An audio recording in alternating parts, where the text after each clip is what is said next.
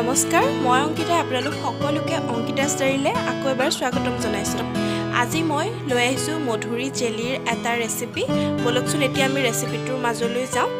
এই ৰেচিপিটো বনাবলৈ আমাক প্ৰয়োজন হ'ব মধুৰি। সেইবাবে মই অলপ মধুৰি পাৰি লৈছোঁ। মোৰ মধুৰিখিনি ঘৰৰে, সেইকাৰণে ইমান ভাল নহয় মধুৰিবোৰ। ভাবিলোঁ ইয়াৰ পৰা মই জেলিকে প্ৰস্তুত কৰোঁ। এই মধুৰিখিনিত কেঁচা আৰু পকা দুটা ভাগতে মধুৰি আছে আৰু মধুৰি যিবোৰ এইবোৰ ক'লা ক'লা অংশবোৰ সেইবোৰ কাটি ল'ম। যিমান পাৰোঁ হাতেৰে মই গুচাবলৈ চেষ্টা কৰিছোঁ। এতিয়া আমি মধুৰিখিনি ভালদৰে ধুই ল'ম। যিহেতু মধুৰিখিনি ঘৰৰ গছৰে হয়, সিমান ধূলি নাই যদিও মই ৩-৪বাৰমান ভালদৰে এতিয়া ধুই ল'ম মধুৰিখিনি। আৰু মধুৰি যে যিবোৰ ক'লা ক'লা অংশ দেখিছে সেইবোৰ মই একেবাৰে কাটি চাফা কৰি ল'ম। কিদৰে মই চাফা কৰি ল'ম আপোনালোকে নেক্সট প্ৰচেছটো চাই থাককচোন। এতিয়া মধুৰিখিনি ভালকৈ মোহাৰি মই ধুই লৈছোঁ। এই ক'লা অংশবোৰ হাতেৰে মই অলপ এৰুৱাবলৈ চেষ্টা কৰিছোঁ, যিমানখিনি পাৰোঁ হাতেৰে। এতিয়া মোৰ মধুৰিখিনি ধোৱা হৈ গ'ল। আনফালে অন্য এটা পাত্ৰ লৈছোঁ। এতিয়া এইবোৰ ক'লা ক'লা অংশবোৰ মই কাটি পেলাই আপোনালোকক আকৌ নেক্সট প্ৰচেছত মই লগ পাই আছোঁ। এই মধুৰিখিনি মোৰ কটা হৈ গ'ল। মধুৰিখিনি যিবোৰ সৰু মধুৰি সেইবোৰ মই দুফাল কৰিছোঁ, যিবোৰ ডাঙৰ মধুৰি সেইবোৰ মই 4ফালমান কৰিছোঁ। তাৰ যিবোৰ বেয়া অংশ আছিলে সেইবোৰ একেবাৰে কাটি পেলাই দিছোঁ। এই মধুৰিত জেলিবিধ বনাবলৈ সঁচাকৈ বহুত ইজি হয় আৰু সৰু ল'ৰা ছোৱালীয়ে, বিশেষকৈ সৰু ল'ৰা ছোৱালীয়ে এই জেলিবিধ খাই বহুত ভাল পায়। একেবাৰে বজাৰত কিনাৰ দৰে এই জেলিবিধ হয়। বলকচোন আমি কিদৰে জেলিবিধ বনাওঁ চাওঁ।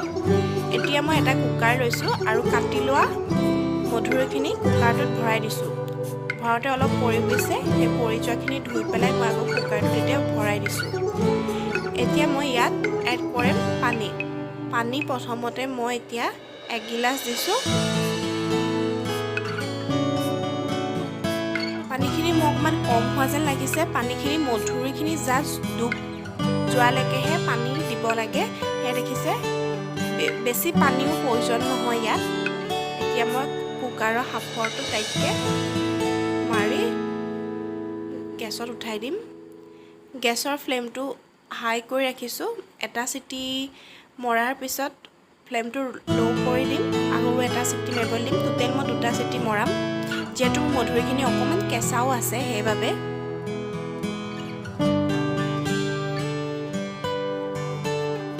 এয়া মোৰ চিটি মাৰিলে, মই আৰু এটা চিটি দিয়াই ল'ম। এতিয়া কুকাৰটো অকণমান ঠাণ্ডা হোৱাৰ পিছত প্ৰেছাৰ কুকাৰটো খুলি দেখাইছোঁ।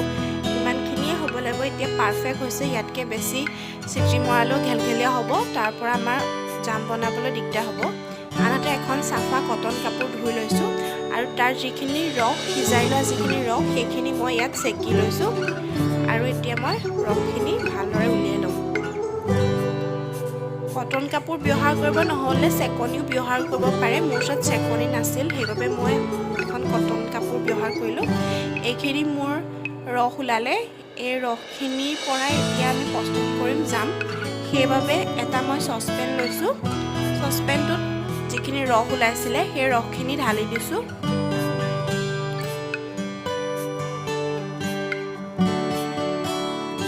গেছৰ ফ্লেমটো একেবাৰে ল' কৰি ৰাখিছোঁ।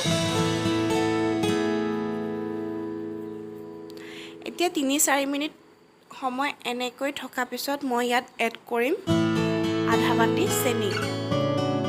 চেনি আপোনালোকে 1 বাটিও দিব পাৰে। মোৰ যিহেতু ৰসখিনি সিমান নাই ওলোৱা, সেইবাবে মই আধা বাটি চেনিয়ে ব্যৱহাৰ কৰিছোঁ। চেনি দিয়াৰ পিছতে কিন্তু একেৰাহে আমি এতিয়া লৰাই থাকিব লাগিব, নহ'লে চেনিখিনি লাগি যোৱাৰ চান্স থাকিব আৰু যিমানেই লৰাম সিমানেই চেনিখিনি গলিবলৈ সোনকালে আৰম্ভ কৰিব। এয়া উতল আহিছে। এনেকুৱা সময়তে আমি এড কৰিম, লৰাই আছোঁ।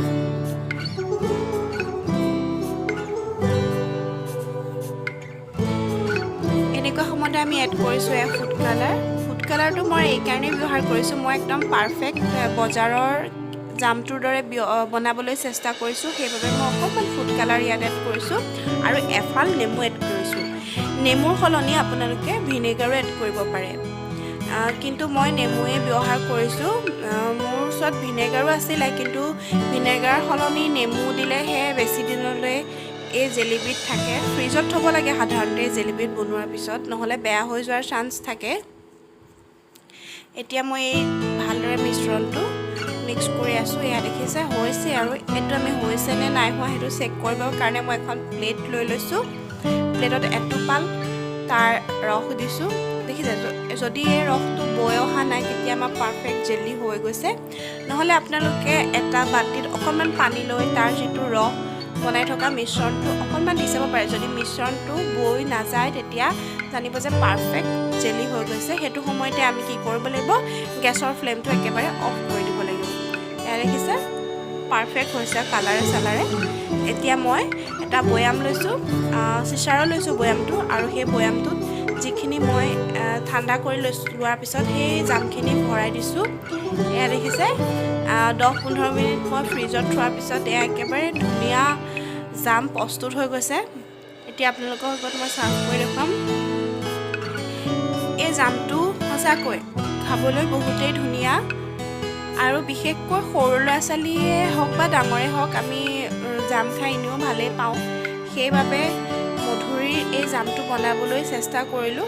আপোনালোক সকলোৱে নিশ্চয় এবাৰ ট্ৰাই কৰি চাবচোন, সকলোৱে ভালেই পাব বাৰু। আৰু একেবাৰে পাৰফেক্ট হৈছে, দেখিছেনে?